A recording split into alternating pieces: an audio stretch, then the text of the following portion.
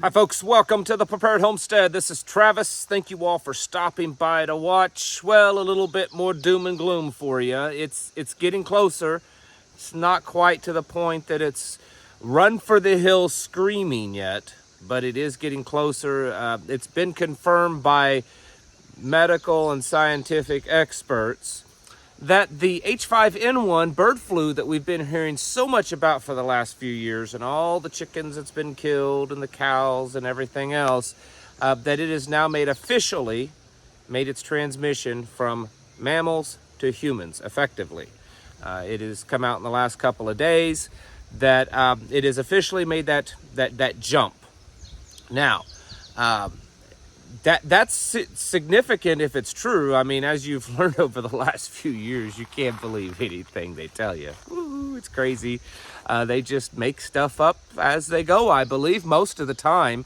But honestly, it doesn't matter. If you remember way back at the beginning of the COVID pandemic, I very clearly said this, and I said this throughout the whole time, that it really doesn't even matter how real it is or how what they're saying is true or not. It's really how the people react, and then the government reacts to the people's reaction. So remember that. But officially, they're saying that they have studied it in a case and that they have confirmed that it has done its mutation or whatever they're saying that it's done, and that it has made the jump from animals to humans.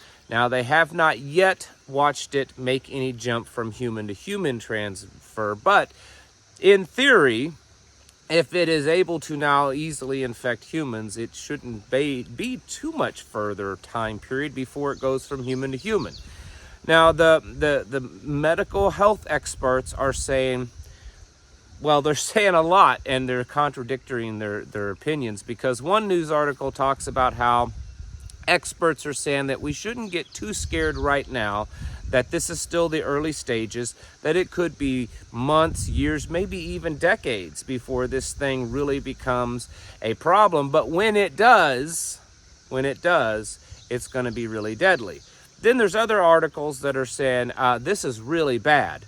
This could happen overnight, that we could see this jump overnight. So at this point, unsure of what the timeline we're going to see here is, but it is starting to look like that this could be maybe the next big pandemic. In all the cases worldwide, and this is the numbers that they're throwing out, where a human has contracted this, it's had a 50% fatality rate. And so they're saying that this in theory could have a 50% fatality rate. I mean, in the beginnings of COVID, they were throwing numbers out like that, 30%, 50%, and when it all boiled down to it, it was like 1.5% or something like that. But if that were the case, that would be really serious. I mean, we're talking really, really bad, like bigger than Spanish flu bad. We're talking like on the level of the Black Death, the Black Plague of the Middle Ages.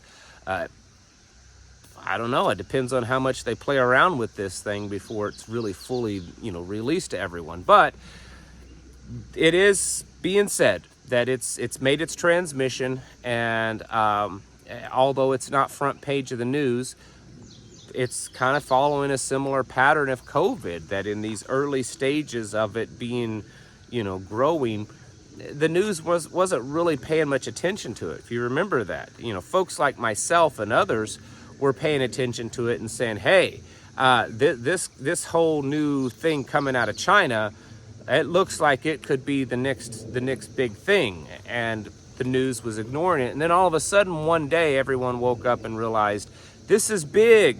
We need to go out there and buy all the toilet paper and put 10 masks on. What's interesting about this one, they're saying, is that while the actual virus did not originate in the United States, the jump to humans has originated in the United States. They've seen that. And then, of course, they're also tying in raw milk. And that probably has me more concerned than anything, is that they're going to very possibly, we could see over the next coming months or even years, depending on how long they drag this out, a crackdown on raw milk. Some of you are like myself. You live in states where raw milk is not really restricted. You can purchase it, you can drink it, whatever. You can sell it. But that may change.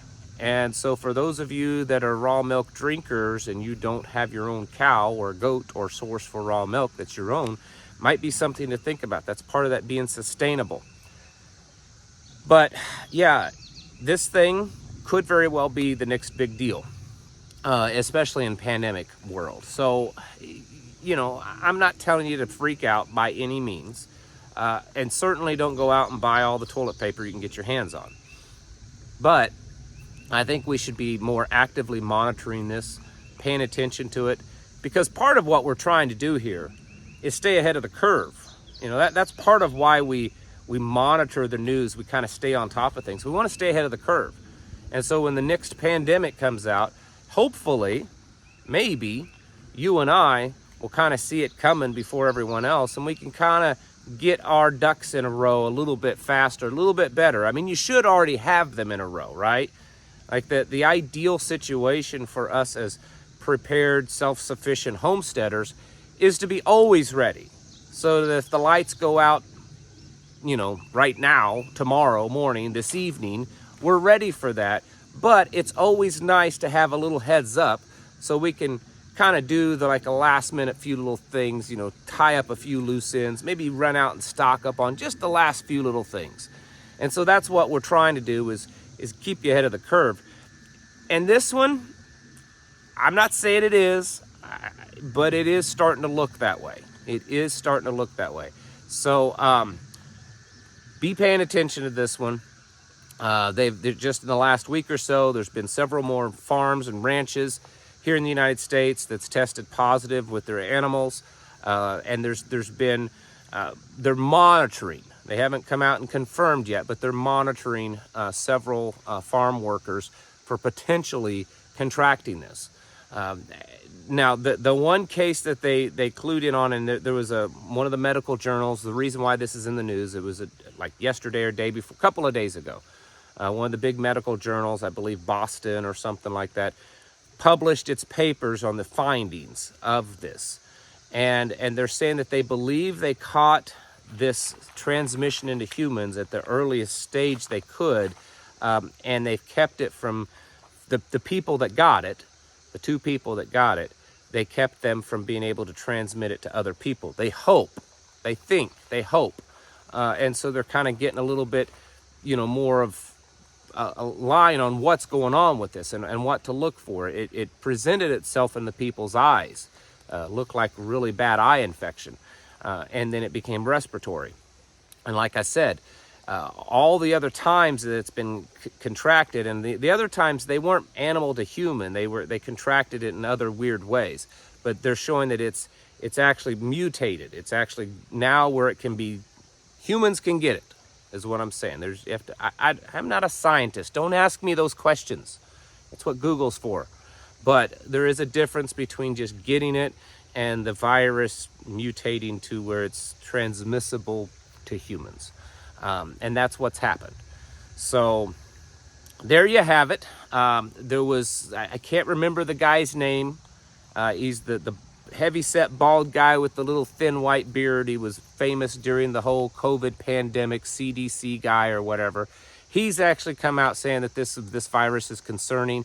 Haven't heard Fauci yet say too much in the last couple of weeks, but I'm sure he'll weigh in soon enough. And then, of course, Bill Gates. I mean, the CDC and the FDA and the World Health Organization and all those glorious entities have already weighed in on this. And they all have concern, and they say that this could be the next big thing. This could be the next big pandemic that we've all been, you know, warning of. So today may be a historical day, or the last couple of days. But the point is we need to be prepared for this. I would be putting a lot of focus on, I mean, it's a flu virus is what it is. So what types of natural things that you would do for a flu, you probably should stock up on those things. Work on your personal health. I mean, it's always good to lose some weight and just become healthier, right? And so learn to eat properly. Stop eating all the junk food, the fast food, the seed oils, you know, the processed stuff, the white sugars. Try to get that stuff out of you, because they want you to be fat and unhealthy and dependent upon the pharmaceutical industry. They just do. Most of the rest of the world isn't. It's very kind of an American thing. And it's not about, you know, the freedom to eat what you want. It's the freedom to eat the right things, folks. Get yourself healthy, and you're going to be better off. You know, you're not going to be as dependent upon the system, dependent upon them because of that. So that's really my best advice right now. I mean, if you've been preparing since COVID, you probably have got a pretty good grasp on how to prepare, right? So you need to work on yourself, lose some weight, get healthier, and then probably should be stocking up on, maybe a lot of you did like what we did. You stocked up at that time on supplements and things like that, and maybe you need to resupply. Maybe it's time you need to resupply. Maybe you've used all those over the last 3 or 4 years and you need to resupply. Would not be a bad thing. We'll stay on top of this. Anything else comes out over the next coming days and weeks, I'll try to report on it. But certainly, it's one to be watching. Folks, it's time to get your houses in order and to prepare yourselves mentally, physically, and spiritually. Thanks for watching. I'll catch you in the next video.